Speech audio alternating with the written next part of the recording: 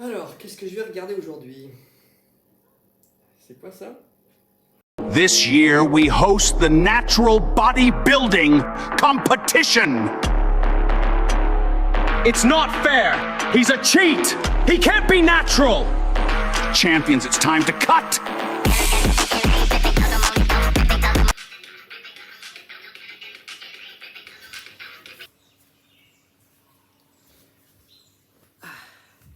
Bon, après cette incroyable introduction digne des plus grands cinéastes de l'histoire du cinéma, n'est-ce pas?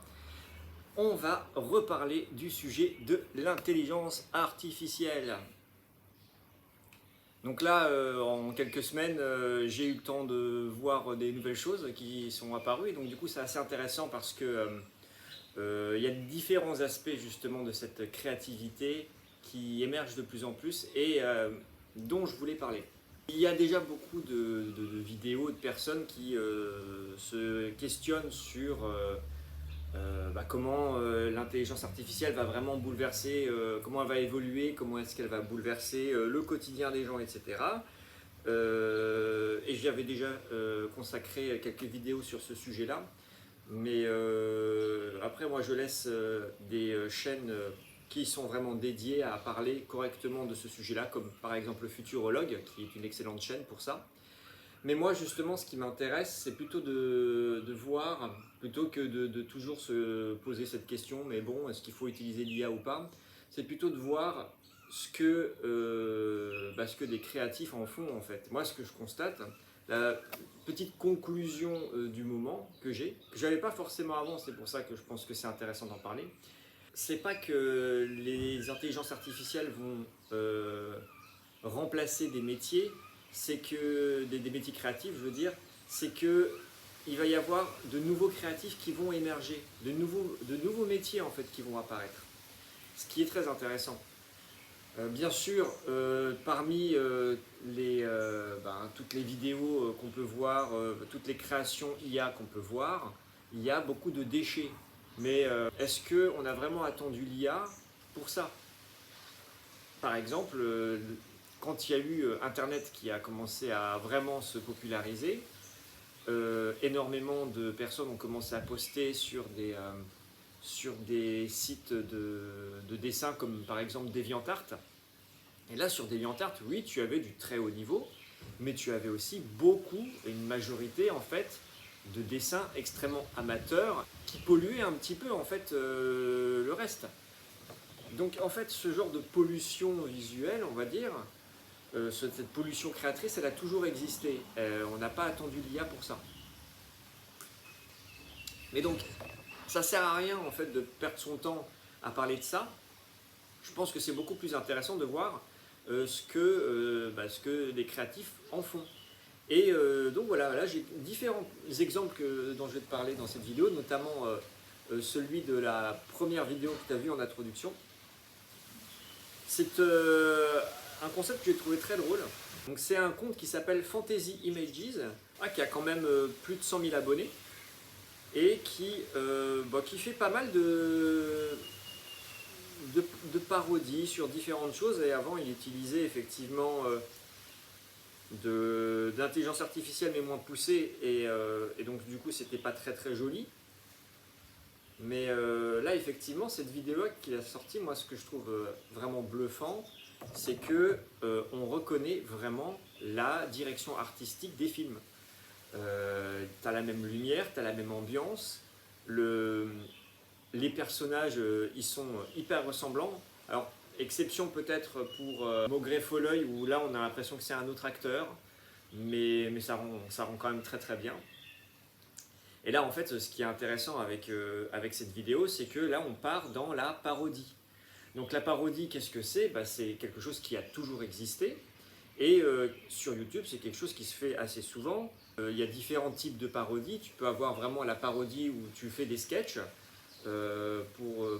Les parodies, je dirais, les plus connues qui me viennent, ce sont celles qu'ont pu faire les inconnus avec, par exemple, Jésus 2, le retour, ou les Bioman. Sinon, tu as un autre type de parodie qui est le détournement, donc c'est-à-dire tu prends un extrait de film et puis tu changes le doublage. Donc évidemment, le maître en la matière, c'est Mozinor. Et puis tu en as qui ont fait des dessins animés, des animations, et puis tu as des parodies dans des séries comme par exemple South Park qui est vraiment excellent là-dessus. Et donc effectivement, se dire que utiliser l'IA pour faire des parodies, bah, c'est vachement intéressant parce qu'il y a un peu de Mozinor dans le sens où en fait tu reprends vraiment le contexte, l'univers, tu as l'impression que ça sort du film et tu en changes les répliques. Mais là, ça part vraiment beaucoup plus loin parce que tu peux carrément changer le physique des personnages. Et donc le fait d'être parti là sur une parodie en bodybuilding, bon, je trouve ça vraiment excellent. Là, en fait, ce que je vois surtout à travers ça, qu'on aime ou qu'on n'aime pas cet humour, hein, c'est très subjectif comme toujours, c'est que là, ça t'ouvre, moi je trouve que ça t'ouvre un champ de possibles qui est quand même vachement rigolo. Donc voilà, j'ai trouvé ça super intéressant. Et je trouve que c'est un aspect vraiment à réfléchir. Utiliser les IA pour en faire des parodies, ça va permettre vraiment d'ouvrir un certain champ des possibles que je trouve assez intéressant. En restant un petit peu dans le même, alors c'est pas la parodie, c'est une vidéo donc, qui a été faite par une chaîne qui s'appelle Star Wars Tales Untold. Donc quelque chose qui a l'air d'être assez sérieux. Et par contre, le principe de cette vidéo qui s'appelle Star Wars Inside the Reactor Shaft as Palpatine falls to his death. Donc en gros, c'est on reprend l'univers, un passage très très précis des films Star Wars, à savoir le moment où Palpatine, donc Darth Sidious, se fait balancer dans le réacteur par Dark Vador à la fin. Désolé si je t'ai spoilé. Et évidemment, dans le film, bah, on a juste la scène où on jette Palpatine qui fait « Ah !» Et puis voilà, les morts qu'on a vus 50 fois après, même dans des films beaucoup plus récents, c'est plus récent maintenant, mais genre la mort de Davy Jones dans Pirates des Caraïbes 3, je m'en remets toujours pas. Bref. Et là, en fait, ce qui a été intéressant, alors les gens sont vraiment très originaux, c'est que quelqu'un s'est dit, bah tiens, et si on suivait Palpatine, en fait, un petit peu comme on suit Gandalf et le Balrog dans l'introduction du Seigneur des Anneaux, les 2 tours. Et donc, on suit Palpatine qui rentre là-dedans. Alors, c'est intéressant parce que donc, tu vois ça, évidemment, mais tu as tout d'un coup un choix de mise en scène où il y a tout d'un coup un fondu et on voit une sorte de monologue de Palpatine qui a l'air de parler et qui fait un texte vraiment qui est très cohérent en fait avec l'univers de Star Wars, donc c'est assez premier degré, et effectivement ça rajoute quelque chose d'intéressant à l'univers. Et puis ensuite ça enchaîne sur il tombe dézingué, donc c'est rigolo, c'est jouissif, et voilà, il y a beaucoup de gens qui adorent ce genre de choses. Donc là, ce que je trouve intéressant, mais aussi ce qui me questionne en même temps, c'est de se dire, là on est dans, c'est plus de la parodie, c'est dans on élargit d'une certaine façon le lore et on fait des ajouts directement à des œuvres qui ont déjà été produites. Alors tu vas me dire, le fanzine, etc., ça existe depuis longtemps. Oui, sauf que le fanzine, donc quand tu faisais même quand tu faisais des vidéos de fans, par exemple, les gens qui ont refait Dragon Ball Z, enfin certains passages de Dragon Ball Z en live action, etc., bah, ils faisaient ça avec leurs moyens et tu voyais que c'était fait de façon amateur. Mais là, en fait, on reprend vraiment l'esthétique, les acteurs du film, des acteurs qui... Alors lui, je crois que cet acteur, il est décédé. Et on les met en scène dans quelque chose qu'ils n'ont pas tourné. Donc du coup, je pense que ça peut prêter ça peut poser des questions d'ordre éthique, par exemple. Pareil, alors là, je ne vais pas te montrer parce que je ne sais pas si j'arriverai à la trouver, mais j'étais tombé aussi sur une vidéo où on avait changé la fin du Roi Lion, c'est-à-dire qu'en fait... désolé si je te spoil et que tu n'as jamais vu le Roi Lion de Disney, mais à un moment donné, quand même, il y a Mufasa qui se fait balancer par Scar du haut d'une falaise et il meurt. Et donc du coup, ça lance toute la suite du film. Et en fait, t'as quelqu'un qui a dit non, moi je veux pas, c'est trop triste. Alors du coup, je fais que Scar a des remords et finalement il aide Mufasa et en fait ils se font un gros câlin et le film se termine avec Simba grand et puis Mufasa et Scar derrière, tout content, etc. Et donc là c'est rigolo parce que alors déjà une fois de plus, c'est impressionnant comment c'est proche de l'animation de base. On n'en est pas vraiment exactement au même niveau, mais ça se rapproche. Mais là, c'est pareil, ça prête à questionner. Est-ce que le fait de faire ça, ça va pas... Enfin, moi, c'est marrant, ça me fait directement penser à l'histoire de Misery de Stephen King, où tu as une fan d'un écrivain, en fait, qui prend en otage l'écrivain, parce qu'en fait, elle se rend compte que celui-ci veut arrêter sa saga de livres, et donc il veut tuer son personnage. Donc elle le séquestre pour qu'il se mette pour le forcer à changer la fin pour que ça puisse continuer. Et ben là j'ai un peu l'impression que ça peut finir comme ça, c'est-à-dire qu'il peut y avoir des gens qui finissent par ne plus supporter, ne plus tolérer en fait les choix artistiques de certains réalisateurs. Et donc de se dire, moi, je décide de faire une autre version du film. Donc avant, on pouvait faire ça à l'écrit, par exemple, ou par d'autres médias, et ça restait quelque chose d'amateur et de non officiel. Donc, pas de problème, et d'ailleurs, juridiquement, il n'y avait pas de souci avec ça. Mais à partir du moment où tu reprends vraiment l'esthétique du film, si tu reprends même les musiques et tout, là, il y a quand même des questions à se poser. Est-ce que tu laisses faire ça ou pas? Et si tu laisses faire ça, comment est-ce que l'industrie du cinéma va évoluer, en fait, à partir de là? Donc voilà, moi, c'est une question que je pose comme ça. J'ai pas la réponse. Et je pense que je reverrai à l'avenir d'autres vidéos qui vont peut-être me permettre de répondre à cette question. Donc voilà, c'est un aspect que je trouve assez intéressant aussi de l'IA que j'ai vu avec ces vidéos. Et dernier aspect, alors celui-là, ça va revenir un petit peu sur ce que j'avais déjà dit dans la vidéo sur Resident Evil, parce qu'en fait c'est un peu le même principe, c'est-à-dire que c'est quelqu'un qui a décidé de prendre un univers de jeux vidéo très précis et d'en exposer le lore, de le mettre en scène en fait en mini-série.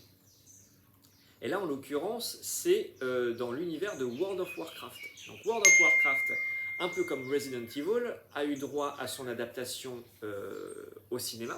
Une adaptation que moi, personnellement, alors ça fait longtemps que je ne l'ai pas vue, mais quand j'étais allé le voir au cinéma, j'avais beaucoup apprécié. J'avais trouvé ça très très bien. Mais le film s'était fait descendre et il n'y a jamais eu de suite à ça. Parmi les critiques principales... dont je me souviens, c'était, alors il trouvait que l'esthétique était un peu bizarre, notamment par rapport aux humains qui étaient mal intégrés à l'univers, et qu'effectivement les gens avaient une préférence pour le visuel des cinématiques des jeux, qui effectivement étaient toujours à l'avant-garde de ce qui se faisait à l'époque. Et puis aussi, je crois qu'il y avait cette idée que ça ne respectait pas le lore et qu'il y avait des trucs qui étaient complètement aberrants par rapport à ça. Moi, je ne suis pas assez calé sur l'univers de World of Warcraft pour pouvoir en parler, en tout cas de ce point de vue-là. Donc c'est une chaîne qui s'appelle PopLab AI, qui là, de ce que je regarde, en fait, effectivement, donc n'a pas fait grand-chose, enfin n'a pas posté grand-chose là, en vidéo, mais ce sont des vidéos qui ont l'air d'être du lore vraiment de World of Warcraft. Et là, il a commencé une mini-série sur le personnage de Arthas. Donc moi je connais pas, mais voilà, il y a 3 épisodes qui sont sortis et ils ont un plutôt bon succès parce que le premier épisode a à l'heure actuelle 538 000 vues et il est sorti il y a 2 mois. Et pourquoi est-ce que j'en parle et en quoi est-ce que c'est pas un doublon par rapport à ce que j'ai dit sur Resident Evil?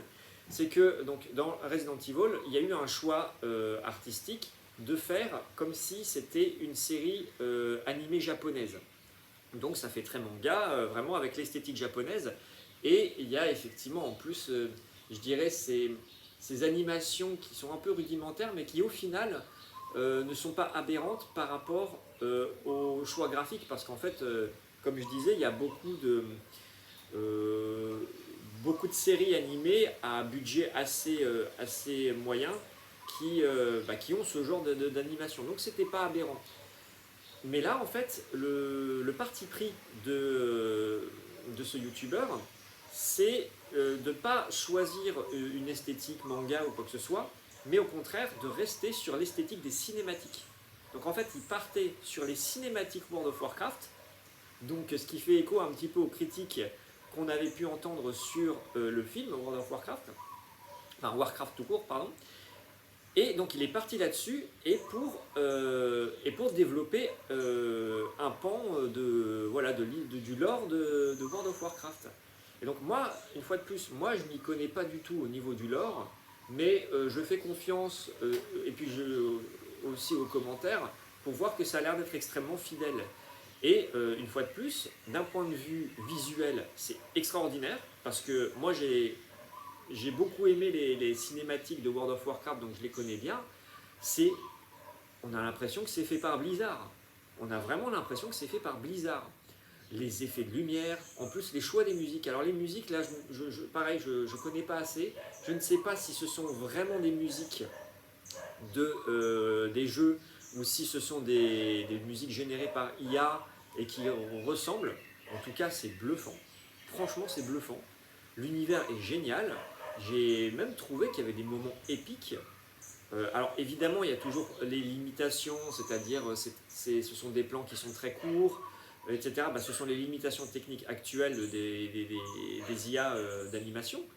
Mais franchement, même pareil au niveau de la constance du visage des personnages, notamment les personnages humains, on voit que ce n'est pas exactement les mêmes.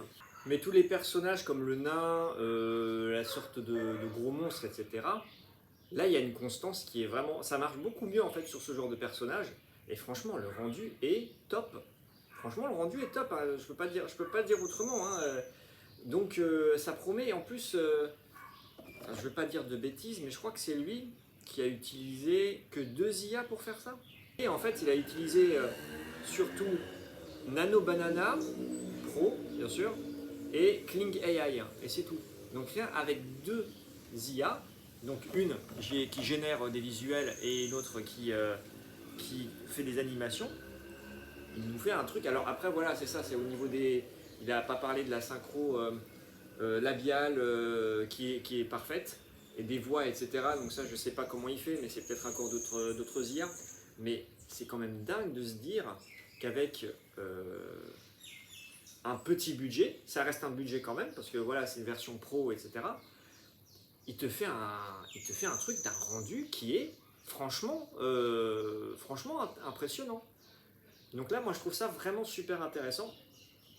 Et alors, la question sera toujours d'un point d'ordre juridique, d'ordre de droit d'auteur, c'est-à-dire, comme on disait avant, on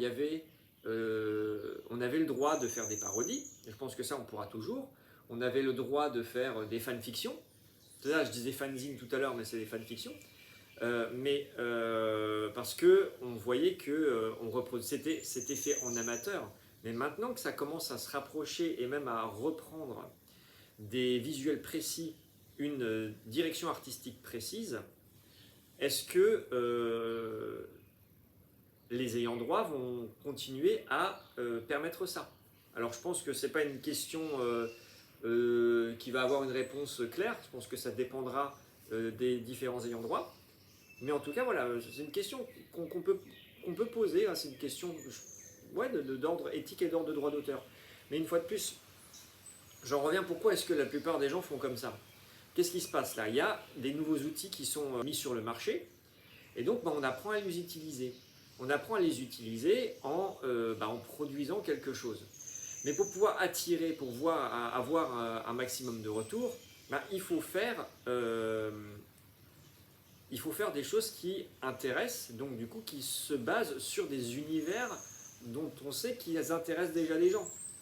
Donc c'est normal que la plupart des gens commencent par faire de la fanfiction, déjà pour pouvoir attirer l'œil à eux, pour pouvoir en profiter pour faire des tests, pour voir les retours.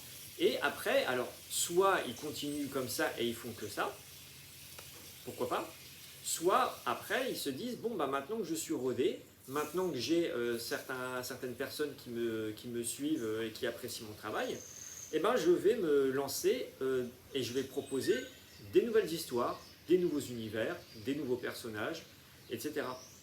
Et moi c'est ça que je sens en fait, c'est qu'il va y avoir une émergence de nouveaux créatifs, ça, je le dis déjà depuis un certain temps, qui va venir de là, qui va venir de différents horizons, mais je pense qu'elle va venir de là. N'oublions pas d'ailleurs que effectivement toutes ces personnes qui sont en train de travailler là-dessus, on ne sait pas qui elles sont à la base.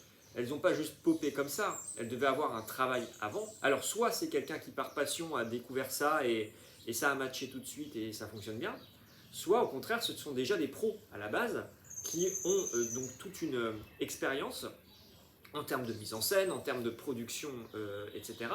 Et donc qui utilisent leur expérience pour créer des choses avec l'IA.